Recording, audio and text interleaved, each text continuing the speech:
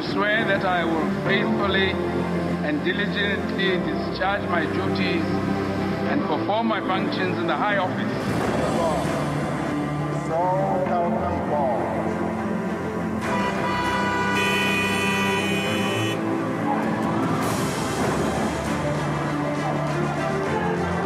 Greetings, you're watching Beyond the Ballot on Love World Set, a program aimed at bringing you up to speed with political developments in South Africa and the nations of the world beyond. Today we are bringing you yet another special broadcast of this special program.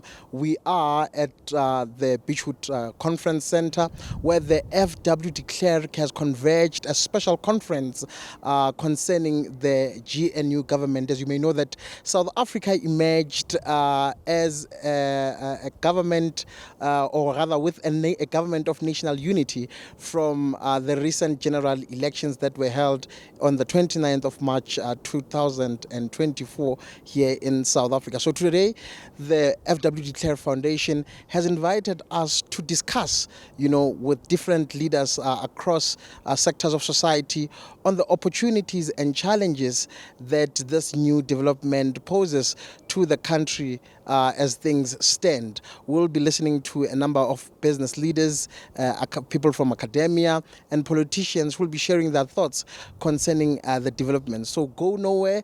We'll be bringing you more coverage from this special episode. Thank you. And I am joined by the CEO of the FW de Klerk Foundation, Mr. Christos, who will be sharing with us some thoughts concerning his view on the program that we have just had, or the conference rather, that we have just attended, organized by the very de Klerk Foundation, and his anticipations from the Cabinet Lekgotla that is set to take place tomorrow in Pretoria. Mr. Christos, welcome to Beyond the Ballot.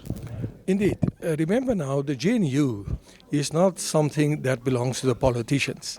It belongs to the people of South Africa, because the South African people voted them into power. The GNU must take cognizance of the dreams and the aspirations of the majority of people of South Africa who remain deferred, who remains unfulfilled. Today's discussion then focused on how can we as civil society mobilize and bring the message across to the GNU that you are not the GNU. South Africa is the GNU. You need to serve the purposes of South Africans, ordinary South Africans out there. South Africa has enjoyed a number of transitions, right, from apartheid, and now a number of accomplishments as well at different levels or different sectors of society, being led by the ordinary citizens through active citizenry, arguably.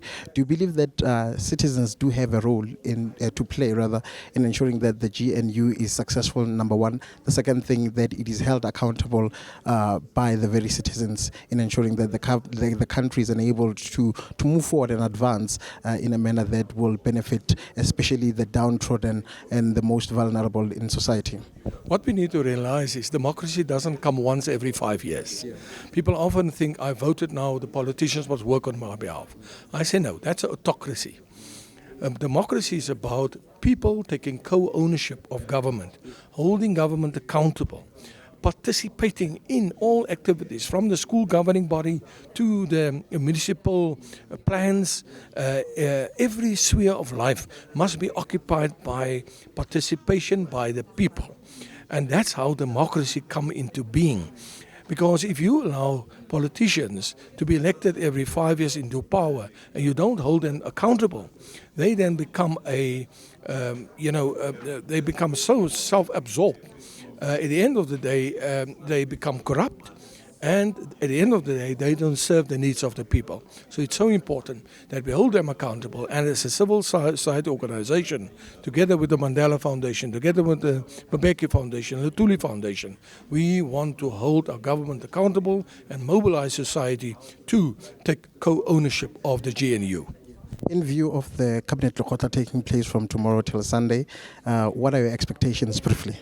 Our expectations is first the president must discipline, must hold them to account. he must exercise discipline because he appointed them, he can fire them again. The president must have a clear vision. The president must make sure that everyone plugs into that vision, that we take the country forward economically because an economy lays the basis for prosperity, for peace. If there's no economy, people start fighting each other, people go hungry, people at the end of the day lose hope.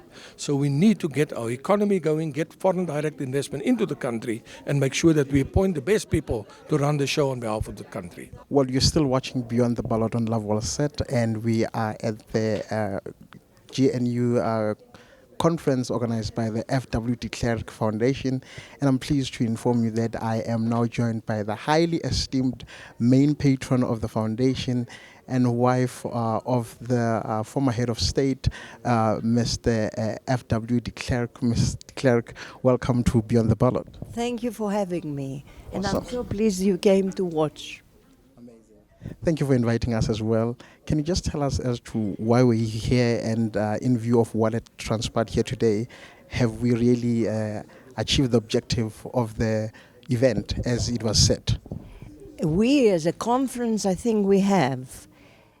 It's thought for it. A lot of ideas were given for people to think about it. And as you were here, weren't you? You've heard that the GNU won't be an easy process. It will have a lot of opportunities and a lot of challenges. And I think what's very important is that having had the 30 years, we now know what we don't want as a country. And hopefully we will constructively put together a way forward to make South Africa a good country for all and address the big problems of poverty. You asked me about the number 2. Yeah. Now, the number 2, I believe we need to revisit the reconciliation too. Yeah. Because, you know, we all take it on your personal journey. How you see today things, and then tomorrow you see them in a different way, because you evolve. So I would like, now that we have a good executive director, to start with some of our friends and revisit the traumas of the past. It will be beneficial. It will make us more whole as human beings. Do you think that the working on the traumas of the past, as you have said, it's something that is one of arguably the underlying factors which are further dividing society and suffocating the agenda of equality in this country as it's supposed to be? A lot, I think, and the political parties play on that. They shouldn't play on the past. You know, we should see how we can mend each other, address the past, and move forward. Because it's like the political parties, I find, to bring themselves across, they inflame the race problem.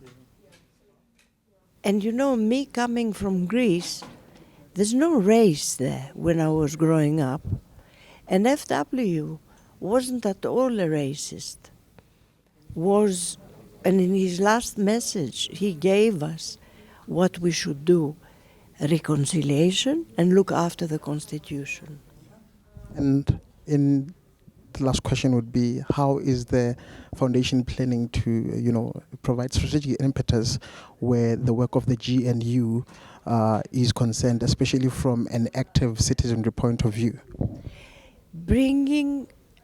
Uniting with like-minded other civil societies and making our voice louder. I think that's the role. Nothing to do with politics. Your last words to the cabinet that will be meeting for the first time tomorrow. Good luck to them. Put the country first. And I'm really hoping that this GNU government is not going to follow this current narrative of the fact that we're not going to be dictated to by the markets. Yes, we're not going to be dictated to by them, but we also need to observe what the markets say. Because if they don't, we really are going to be in trouble as a country. We're currently sitting with the interest debt repayments in our income statement as a country as the second largest expense. It can't be. We're spending more money paying interest on debt than we are on education, on health, on justice, on a whole lot of things that we need to be. So we need to be able to access those debt markets. So I'm hoping that this GNU government is actually going to pay attention to that. Now, what do they need to do?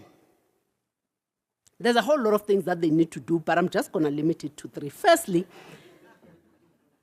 they must not do what the previous administration do.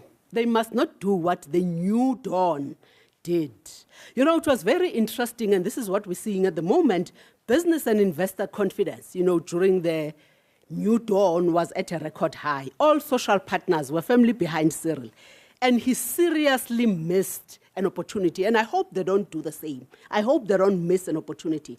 So there was a serious failure on Cyril's side to make bold decisions to change the country's trajectory. He instead got stuck in competing in ideological positions. I don't think Cyril realized the power he had in 2019. He won the election. He, not the ANC, he won the elections in spite of the ANC, not because of the ANC. Remember, we were just as hurtful as we were when we went to the elections in 2019. But we decided to give him, not the ANC, we decided to give him a chance. So he won the elections not in spite of the ANC, not because of the ANC. So there was a lot of trust that was actually placed on him, and he squandered it. I hope this GNU doesn't do the same thing. Instead, it decided to outsource the decision-making to task teams and to commissions in an effort to navigate the politics. He has stood on podiums and he has said, I will always choose the ANC before the country. This GNU government cannot do the same thing. There was an obsession on his side of rescuing the party at the cost of the economy, at the cost of the country and her people. He, for whatever reason, and when those who try and justify this, they say, hey, he won by a very narrow margin and he needed to navigate the politics. He overly accommodated and embraced people who were involved in the state capture project. He allowed thieves to continue masquerading as government officials. The past administration failed to assume a no-nonsense approach to corruption that was happening in this country. Interestingly enough, as I was driving here, I'm listening to this VBS issue and how the EFF and the ANC were actually involved. You look at it and you say, really? Where do we even get these people in the first place?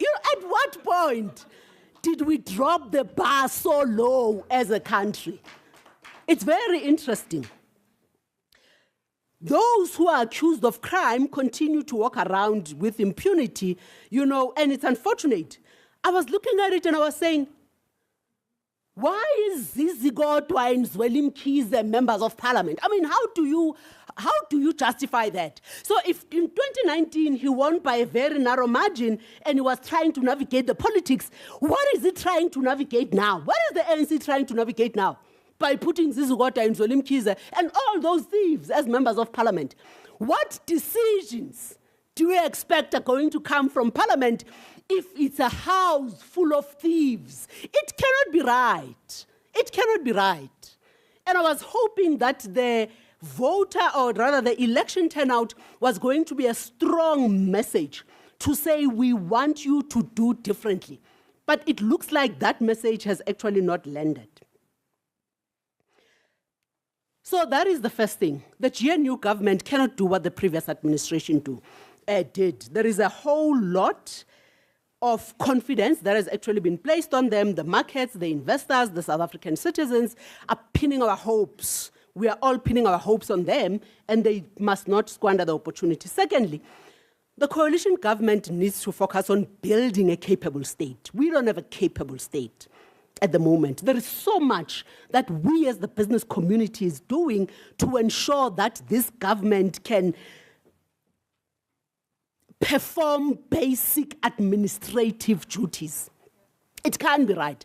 It's not sustainable. We sit in meetings all the time and we say, where is this money going to come from? We gave 100, just to name a few, gave 100 million to the NECOM for them to be able to do what they need to do. We gave about 300 engineers to ESCOM for them to be able to turn the corner. We have given so many engineers to Transnet for them to be able to fix their ports and fix the mess that is happening there. We have given 120 million to the NLCC. We've given 15 million to the NPA. We're being asked to give 100 million to the broader crime and corruption system. It's just not sustainable. You know, we're asking CEOs to give us money, and they are saying, what is the ROI? What are you promising in return?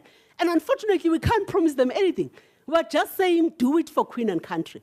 Do it because it affects you as a business, because if this government continues not to be a capable state, your business also cannot function.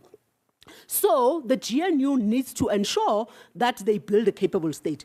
You know, I was listening to a 702 interview sometime earlier on in the week by Hendrik de Doit, CEO of 91, and he was giving his views on what the 7th administration needs to focus on, and he said something very interesting, and I agree with him. He said the 7th administration needs to be ruthless. And I agree with him. He says they need to be ruthless because they've been given yet another opportunity to do the right thing. He says the president in particular needs to be ruthless because maybe they need to be ruthless in their pursuit to eradicate corruption. They need to be ruthless in their pursuit for economic development. They need to be ruthless in their pursuit to grow the economy. They need to be ruthless in their pursuit to eradicate poverty, unemployment, and inequality. They need to be ruthless in their pursuit of building a capable state. An important determinant of a functioning state is its administration. Without proper administration, you cannot have a capable state. We are failing at that basic as a country. Our administration is a mess. So South Africa at the moment is failing at the basics. We need to get the basics right. I was talking about the markets right now and their importance on pumping investment into the South African economy. And the markets want to invest. And the markets will invest. But before they do that, they will be triggered by two things and two things only. Number one, they need policy reform. Number two, they need to invest in a functioning state. That is why building a capable state for this 7th administration needs to be a priority. No country can succeed without an effective state. And this is why governments matter. You know, when you look at the fact that you've got 4 social partners in a country, government, business, labor, civil society, you look at it and you say, what is the role of each? Governments matter.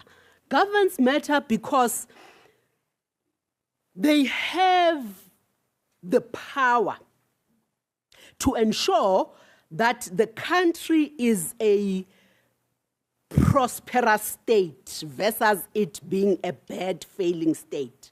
When you look at the difference, you know, of why certain countries work and why others don't. When you look at it, a lot of it has to do with government. It's got nothing to do with geography. It's got nothing to do with ethnicity. It's got nothing to do with strongman leadership. It's got nothing to do with national endowments. It's got a lot to do with governments. Governments separates good, prosperous states from bad, failing states. So governments, therefore, matter. And I think this probably maybe segues me into my last point, which is politics. I've already said earlier on, politics equals economics. So if we're not going to get our politics right, our economics is not going to come right. The biggest challenge that we're facing at the country at the moment is the low growth trap that we've found ourselves in for almost a decade now.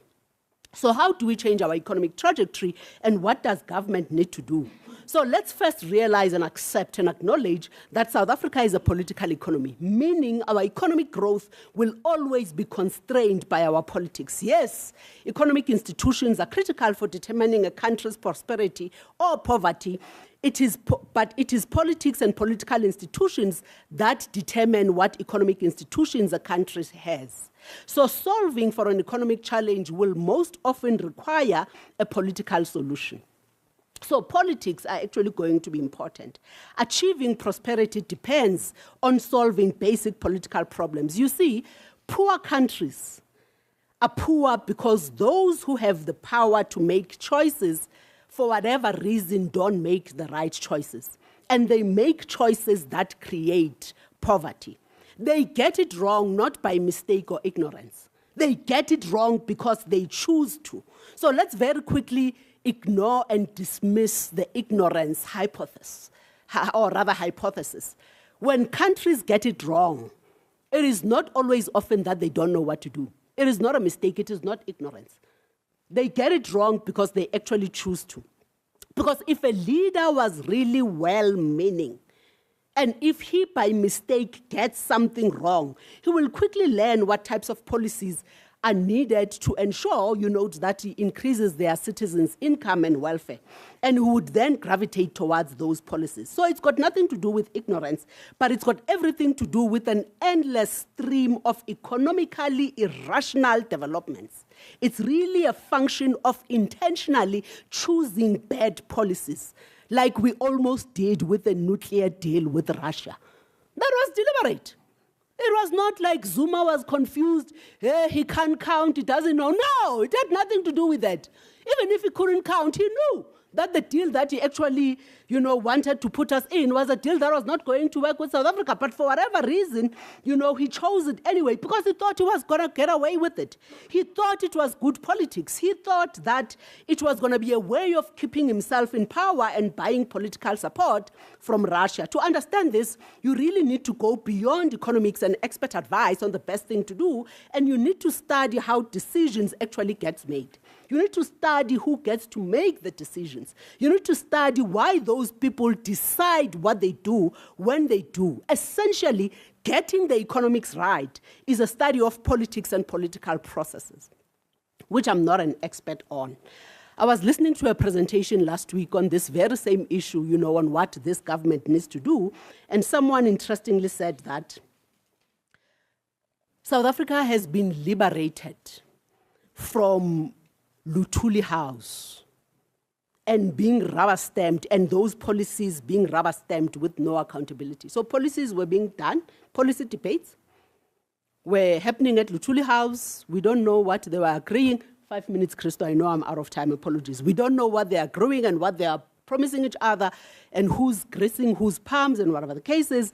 And we have now been liberated from those policy debates being done at the Luthuli House and coming to Parliament and being rubber-stamped without any accountability. Sizwe spoke about accountability right now to say the biggest failure of the ANC government was that there was no accountability. So hopefully, this time around, we can get evidence-based and evidence-led policy making. Let me just give you this one example. The most classical example of politics gone wrong and the economy going up in flames, if you want to see the link between the two, is Tunisia. And what happened in 2010 during the Arab Spring. If you look at the roots of the discontent of the Tunisians, similar with Egypt, because something similar happened in Egypt when they ousted, the President Hosni Mubarak on the 11th of February in 2011. You will see that the discontent of Egyptians and Tunisians lied in their poverty. Ordinary Egyptians were clear that they were suffering from corruption. They were clear that they were suffering from oppression. They were clear that they were suffering from bad education. They were clear that they are living in a corrupt system which needed to change. They were very clear, and their demands were focused on political change. They were very clear that the things that held them back as a country were an ineffective and a corrupt state. And they realized that the roots of their problems were political. That is why those governments were actually overthrown. That is how the Arab Spring happened. The two currencies that have kept social stability, the social stability that erupted in Tunisia and in Egypt, the two currencies that have kept social stability in South Africa for the past 30 years was hope and trust. And unfortunately, those currencies are no longer there. People have lost trust and they've actually lost hope in politics precisely because of corruption, precisely because of the wrong decisions that our leaders have continued to make. So if nothing else, history has taught us that at some point, the poor will rise against exploitation and corruption. And I hope it doesn't come to that. I hope we'll have a better shot at managing our politics this time around. I hope this GNU will ensure that they actually, preside over this. I hope that because there is no single center of power at the moment, because this is honestly our last chance. It's not another chance, it's our last chance. It's all being consensus-seeking growth. So growth, largely sustainable growth for long periods in the world since the Second World War, the last 100 years, has actually been mostly based on consensus decision-making, whereas in Germany or Japan, after the war there, whereas in South Korea, where closer to home in Africa, Cape Verde, or whereas Mauritius, consensus decision-making, so different from majority decision-making. Now, the thing about the consensus decision-making, and that is, for the people I'd advise in this journey, why for me it was a big thing for them to try to force that idea, to make it a binding, because the two things about consensus decision-making which make a difference.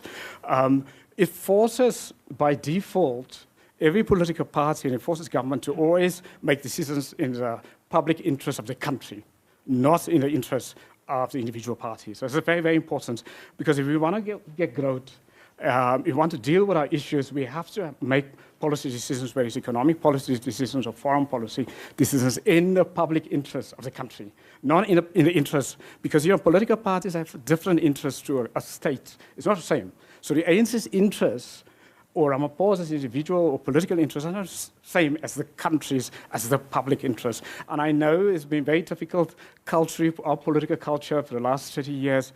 People have conflated the ANC's interests with the country's interests or the public interest. It's not the same, or often other political parties also, sometimes opposition parties, think that their interest is actually the country's interest. It's not the case. It's a different thing. If you make a decision in what is the country's interest, it's totally different. And so the beauty of consensus making, consensus decision making, is actually, it forces at the end of the day, when you have to make a decision, and it's a complex decision, it is, what is in the public interest, what is for growth, it's going to drive growth. And so on. And that becomes the thing.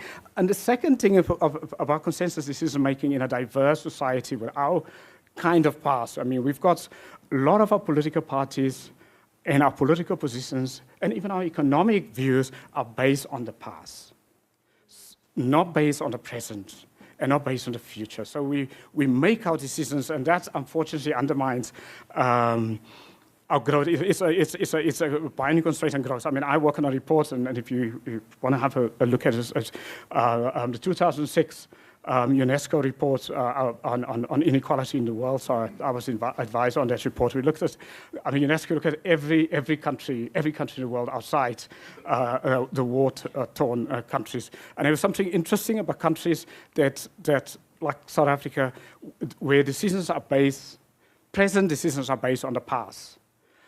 It really is a constraint on growth. So in order to get the growth, one almost has to suspend the past to focus more on the future. And so in our politics, almost understanding the past is with us, and it's always going to be with us. But in order to make the decisions for the future, we have to almost suspend the past in order to think clearly about the present and the future. And it's quite an important turn to get the growth that we want. So that obviously demands a different kind of leadership, much more mature leadership and so on, and much more grown-up leadership, because one has to suspend. But perhaps your own cultural view and your own sort of the things that you're used to politically, you grew up in politically and so on, in order for the greater good of the country and for the children of the country of the future, and think that way, and so on. And then the exciting thing about consensus-driven decision-making, it actually often forces one to do that. How does it force one to do that? Is when different parties with different views and different ideologies sit down and you say, we differ on this decision, it has to be in the public interest.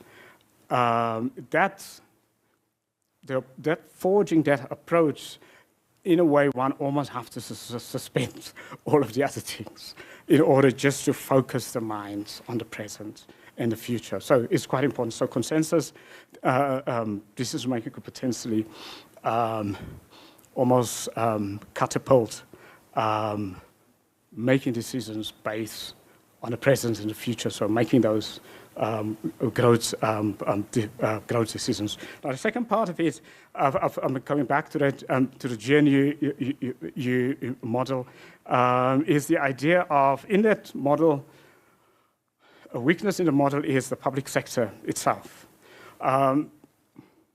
Now, you would have read in many countries when they put together national coalitions in the West, sometimes negotiations goes on for like 6 months, 9 months, and so on, but the state functions. Now, why does the state function? Because the public sector is professional. And not only professional, there are two things about a competent public sector. It takes its decisions from the Constitution. Okay, yes. Just think about it. A public sector, when decisions are made, is based on the Constitution. So what we've had is sort of what we have now currently, a public sector that takes its decisions from a party, from a governing party. So there's a difference between the two. I mean, I was part of the inquiry. I was part of Ramaphosa's inquiry on the professionalization of the state. It is still a coalition, but it's much bigger than the normal coalitions of a 50% plus one, this minimum winning coalition. It's, however, an atypical government of national unity because it's a coalition.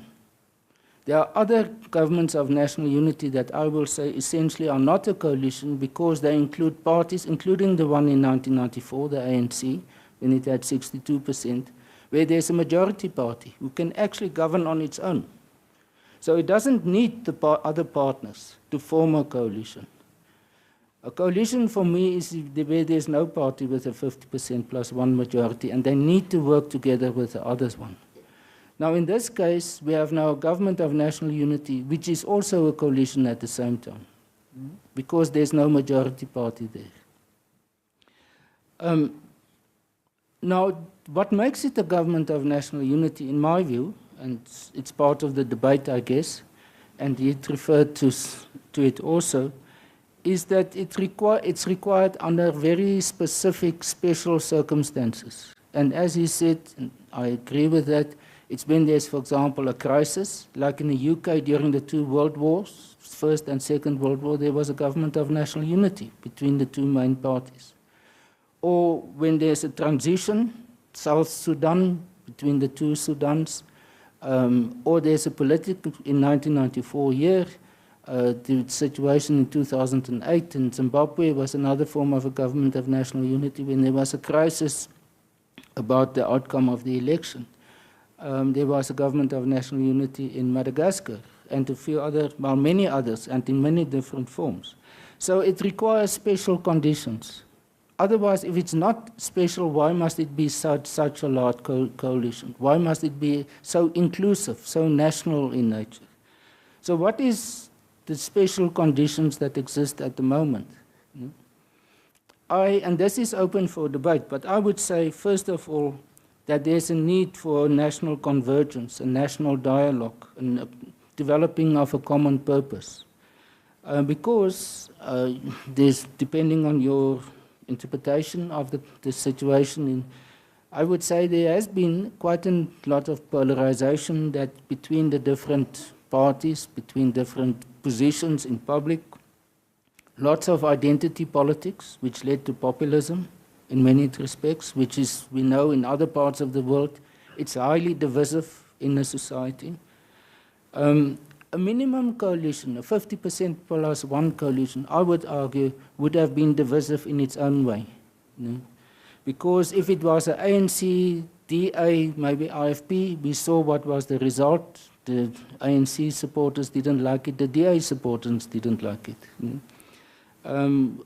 If it was, so the idea of a broader, more inclusive coalition therefore developed, so that it, in a sense, diluted the tensions between the different parties. It also redefined the coalition to something which is not just between parties, but it is actually there for the national interest. We hope that's how they're going to interpret it. So the question that Sizwe and others mentioned is, what then about MK and the EFF? Is it justified for them to be not part of this? Is it because it's their decision? Is it because it would not have worked if they were there? That's part of the debate I think I'm not going to go into now. Another one which I think is important, we all know about it, but we are not bringing it into the debate about the government of national unity, is our socio-economic conditions. You know, we've gone, the country has gone so much, or have experienced so much, whether it is because of the pandemic, whether it is because of structural problems, whether it is about the fact that the economy is not moving. So we have all these things that you see here, unemployment, social conflict, crime, and that we need more of a consensus. Now, ideally speaking, and I am an idealist in some cases, I think ideally speaking, this formation of a government of national unity provides an institutional platform for a more inclusive debate. You know? I don't, like some others expect, I'm not starry-eyed to say everyone is going to agree about everything, or that for a government of national unity even to work, that everyone must agree and a consensus must be developed. I don't think that's the idea, and it's not realistic to expect that to happen. The idea of a social compact, as President Mbeki and now President Ramaphosa is talking about it, or the national dialogue, I misspelled it there, or corporatist relations, like for example NETLAC and others beyond NETLAC. These are the things that hopefully can assist in having more of a national process in order to develop more of a understanding, a common position, or more of a national understanding of about the big issues. You know, whether it's about economic development, about employment processes, about crime and social and family relations, social matters in general, and several others. You can include even foreign policy also here. What I think what is unique about this government of national unity is that from the start, with the statement of intent, it says it will include not only the executive but parliament also. So it's much bigger than simply the executive. And therefore it is about the chairpersons, well, speakers, deputy speakers, chairpersons in parliament. And that created a wider spectrum, and it makes it more inclusive. I think we have had some discussion already about the provinces. The government of national unity certainly includes the provinces. But what has become now evident is that the approach that were followed by the two main provinces, Gauteng and KwaZulu-Natal, were very different. In the case of KwaZulu-Natal, it depended on one small party, the NFP. And the NFP determined the whole dynamics of the KwaZulu-Natal negotiations and the fact that they had to do it exceptionally quick, because the first group that could get hold of the NFP would have formed a government. It was either MK or the EFF with NFP, or the ANC, DA, IFP with the NFP. And that's why they didn't care. They just had to get that agreement as quickly as possible.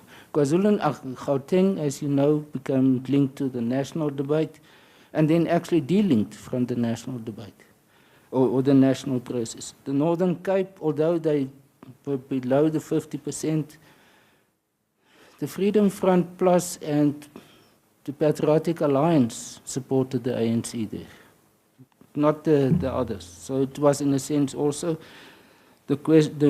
now the question is it going to spill over into local government? In KwaZulu-Natal, it already did with the NFP.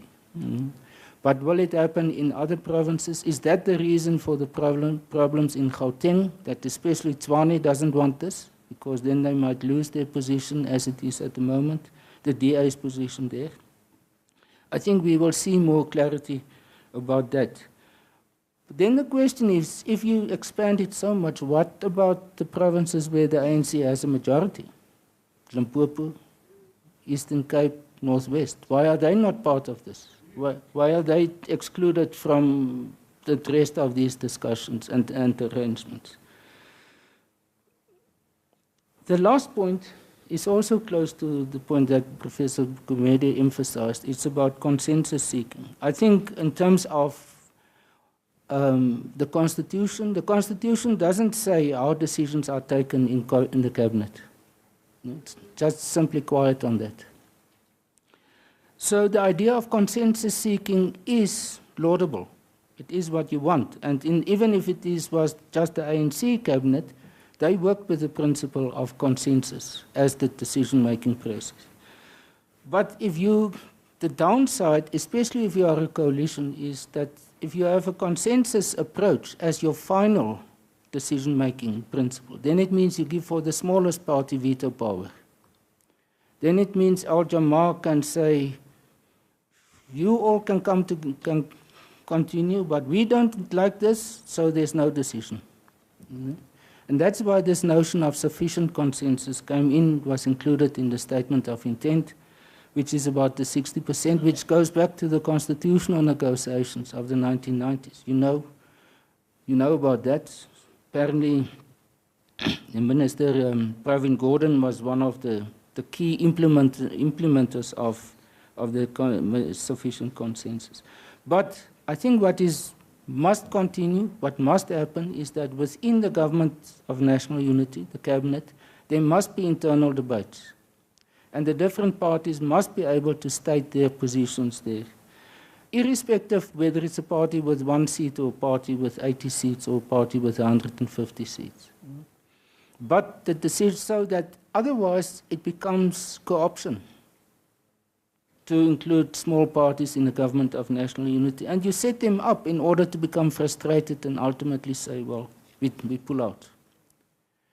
So the idea of that very fine balance that must be struck between open debate, freedom of that parties can put their positions there, taking a decision, although it's not always necessarily the decision that party will support. That, I think, is going to be the art of the internal processes. I think he played a very smart game with the DA. There were no disputes. There was almost consensus that we got our fair share. I think the ANC tried its luck a bit, but to increase the deputy ministry composition to 43. Of which the ANC dominate, I think that there they were caught off guard. Is this a legitimate government?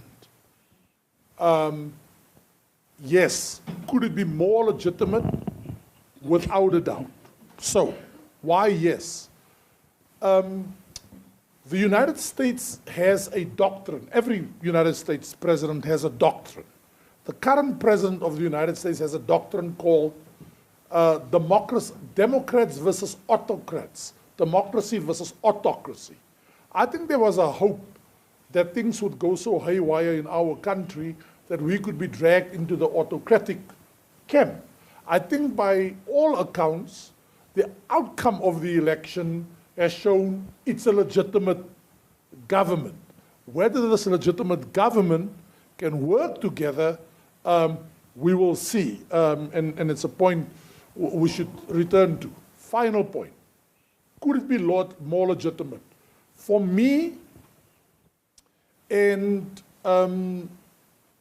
these colleagues and I always have debates, I think the tragedy about the EFF in particular having been excluded. I say the EFF in particular because that spear of the nation came from nowhere. No one saw it coming. No one saw 45% coming in KwaZulu-Natal.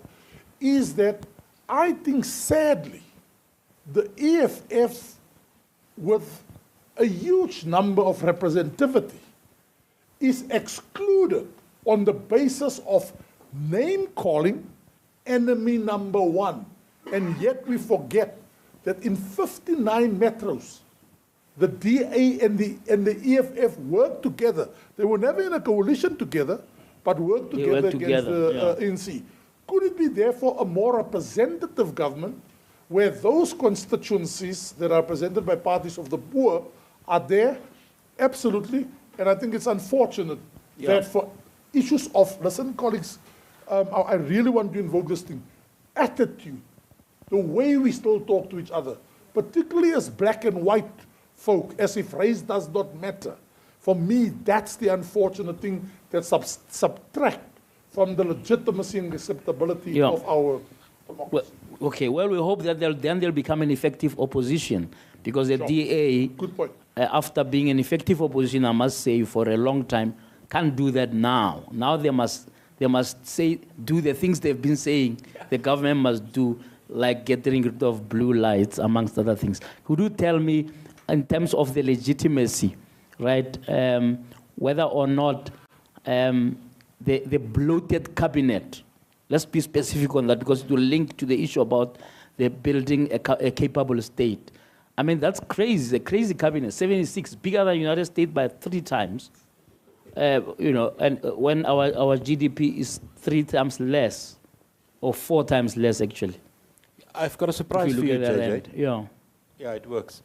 If you look at the Indian cabinet, it's even bigger. So we usually with 1 billion people. We usually compare to the United States, but let's look at other countries. No, I think the promise was a smaller cabinet. But the situation demanded more flexibility, of course, a bigger cabinet. And in this bigger cabinet, an interesting development was that at least 3 ministers that I can think immediately were kind of demoted to deputy ministers. I think they still keep the salaries as a minister. Or so we think. So we think. Yeah, because they may have been deployed to say, "Got this one." I mean, how does a Minister of Communication become a Deputy Minister of Communication to a youngster who he should be mentoring? But I had a discussion with Peter Mulder, who was Deputy Minister, I think, of Agriculture under a previous administration. I said, Peter, explain to me, you were Deputy Minister, what impact did you have on the minister? He said, nothing. He said, we basically met once a month. We never saw each other. So if the deputy ministers are there as a balancing act to the ministers, which in some portfolios it looked like that, I don't think it's going to be very effective. Unless the deputy ministers make themselves part of the ministries in a much more activist way. Actually, it's interesting you're saying that, because I want you to comment on this. Deputy minister is as effective as they want to be. It's as simple as that. I worked for a minister where the deputy minister was always abroad. And that kind of scenario where they meet once in the 3 months would happen. But I worked for another minister whose deputy was there in all the EXCO meetings every week, right? In fact, the issue of deputy and minister was so controversial, the president had to write a letter to ministers and say, give your deputy minister specific tasks or specific areas of your work that she or he will run with.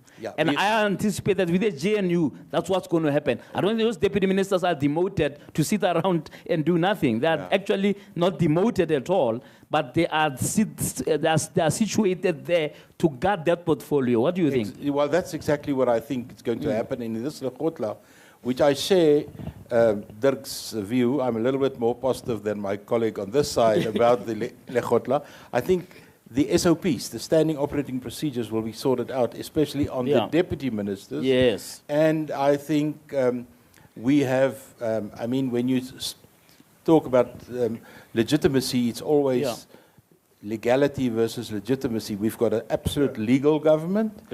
the legitimacy will be determined by actions, by decision making, and by moving forward. Yeah. And I think that is the big question. And if we listen to some of the previous speakers, I hope our president get a little bit more of a muscle to move. Yeah. It is his last term. If we use the American example that Chris did, American presidents is usually the strongest in their second term because there's no. Because they don't care about re-election, right? Let's proceed with this theme about. There's a lot of skepticism in the country about politicians generally, right? Does the GNU make it better or worse, right? Linked with what you are saying, right? There was a lot of song and dance about the moonshot. You know, they are not going to work with the ANC. In fact, they were made to sign a pledge amongst each other that they will never, unless the moon rises from the other side of the earth, work with the ANC. And in no time, they are in bed with the ANC, right? What does that do to how the public now continues to view politicians? Here's somebody who was campaigned for 6 months saying ANC is so terrible, and then they're in bed with them.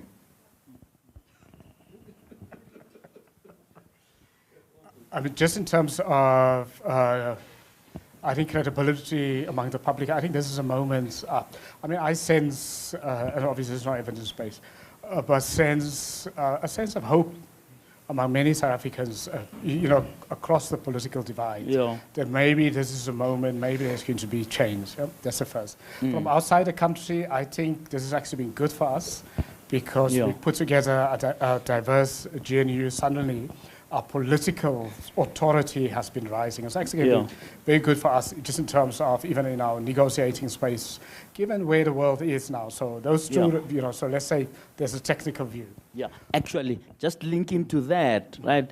Would you then say, in hindsight, and I'm not judging you or any of your moonshot friends, right? In hindsight, is it a good idea to talk about coalition ahead of an election when you don't know whether somebody's going to get 1 seat and another one is going to get, 200 seats, and then you are wasting time there talking to. I mean, there's some of the people in the moonshot were very questionable parties. Nobody had ever heard of them. They didn't even get, even a half of what you need to get the 1 seat, right? Which questioned the whole legitimacy again of even that group and what they were trying to do. Would you do this again and say, ahead of the next election and say, let's prepare just in case we win?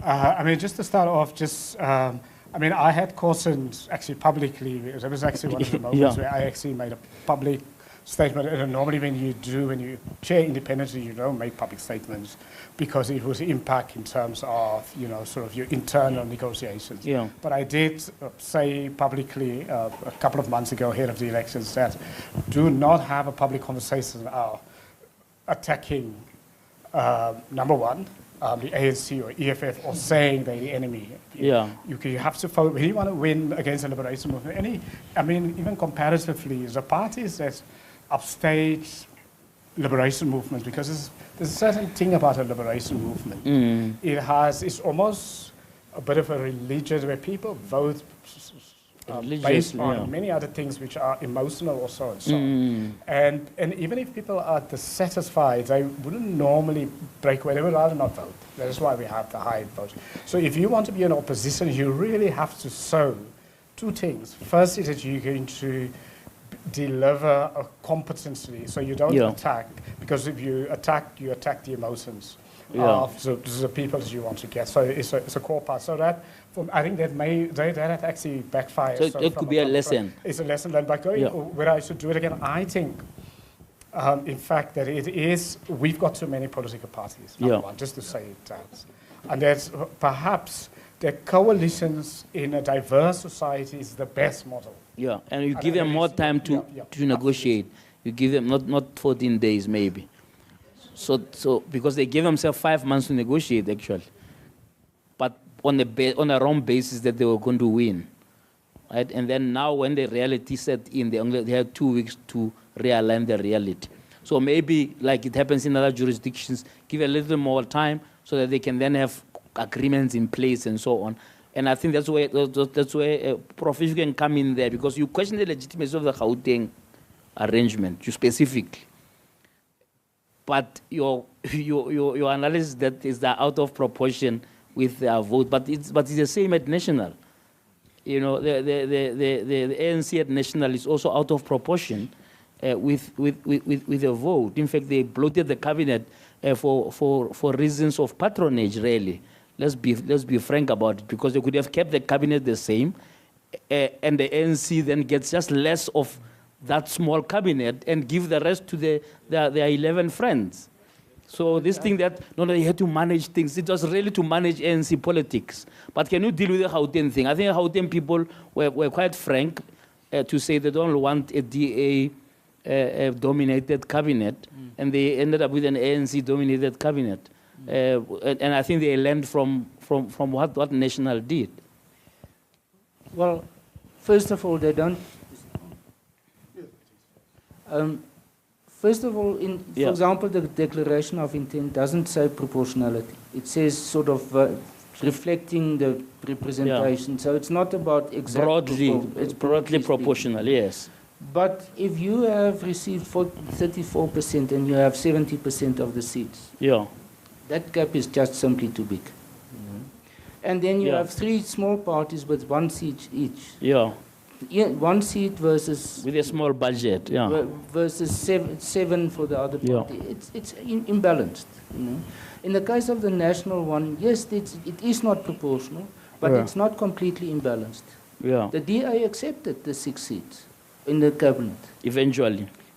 Yes, but still, that is in terms of the national results. You know, is more or less actually proportional. What do you think informed the Gauteng departure from the spirit, as you put it, of the GNU? Do you think it was a self-saving thing, where they didn't want the DA to be anywhere near what's happening in terms of the finances, etc., and they made the negotiations just difficult until the DA said go away? Or was it a true deadlock where they were not seeing eye to eye, which was better dealt with now than express itself in the governance in the next 5 years? I wasn't privy to the negotiations, so I don't know what happened inside. No, as from outside, what it looks to me is that the first priority is they wanted to establish a government as quickly as possible after the national one. Yes. Because there was a vacuum. After the Premier's inauguration, there wasn't an executive anymore, so they had to fill that gap. That was part, I think, of the negotiating leverage on the ANC side to say, you know, take it or leave it, but we need to have a government. We can form a government with that, because this idea of a minority government was one of the 3 options of the ANC right in the beginning, end of May.